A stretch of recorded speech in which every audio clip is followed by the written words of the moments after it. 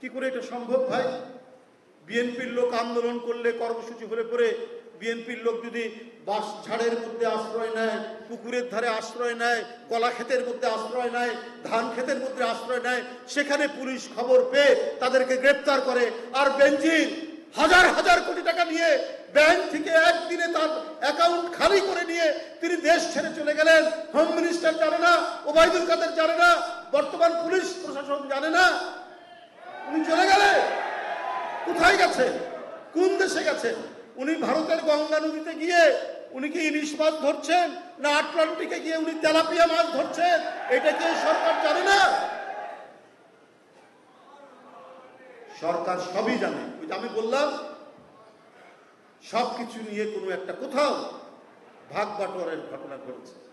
আমরা বিভিন্ন অনলাইনে কিছু নিউজ আসছে, কিন্তু আপনার অফিসিয়াল নিউজ তো পাওয়া যাচ্ছে না। তাহলে এক বেনজিরের যদি এই কীর্তি হয়, তাহলে একটা আরেকটু তার চাইতে একটু ছোট র্যাঙ্কের যারা এসপি, ডিআইজি,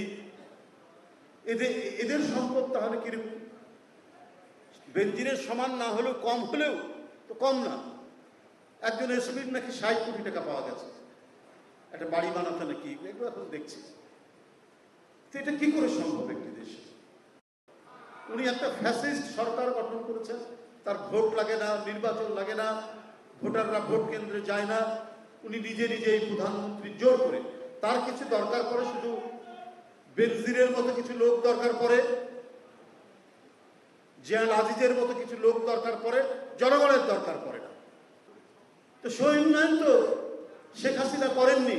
উন্নয়ন করেছেন বেনজিরদের, উন্নয়ন করেছেন জেনারেল আজিজদের, উন্নয়ন করেছেন তিনি আওয়ামী লীগের এমপিদের, উন্নয়ন করেছেন আওয়ামী লীগের মন্ত্রীদের, উন্নয়ন করেছেন আওয়ামী লীগের ঠিকাদারদের, ব্যবসায়ীদের, সিন্ডিকেট বাসদের।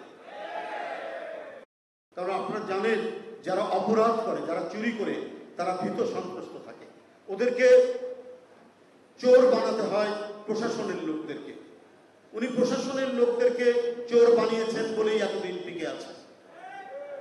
আজকে যদি প্রশাসন স্বাধীন থাকতো, তাহলে শেখ হাসিনা এতদিন টিকে থাকতে পারত না।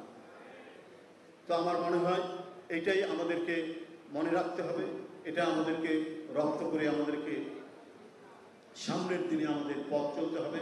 আমি আবারও যশোর বিএনপির সকল স্তরের নেতাকর্মীদেরকে আবার ধন্যবাদ জানাচ্ছি। আমাদের যে সামনের সংগ্রাম, দেশনায়ক তারেক রহমান, যিনি আমাদেরকে সংগঠিত করে আজকে গণতন্ত্র পুনরুদ্ধারের জন্য যে নেতৃত্ব দিচ্ছেন, সেই নেতৃত্বে আমরা সবাই সুসংগঠিত হয়ে আমরা আমাদের যে প্রকৃত যে অর্জন লক্ষ্য, সেই লক্ষ্য এখনো অর্জিত হয়নি। আমাদেরকে অবাধ সুষ্ঠু নির্বাচন নিশ্চিত করতে হবে, শেখ হাসিনার পতন ঘটাতে হবে এবং গণতন্ত্রের প্রতীক, গণতন্ত্রের মা দেশনেত্রী বেগম খালেদা জিয়াকে মুক্ত করে তার উন্নত চিকিৎসার ব্যবস্থা করতে হবে। আমাদের সেই যুদ্ধ এখনো বাকি আছে, সেই যুদ্ধে আমাদের বিজয়ী হতে হবে।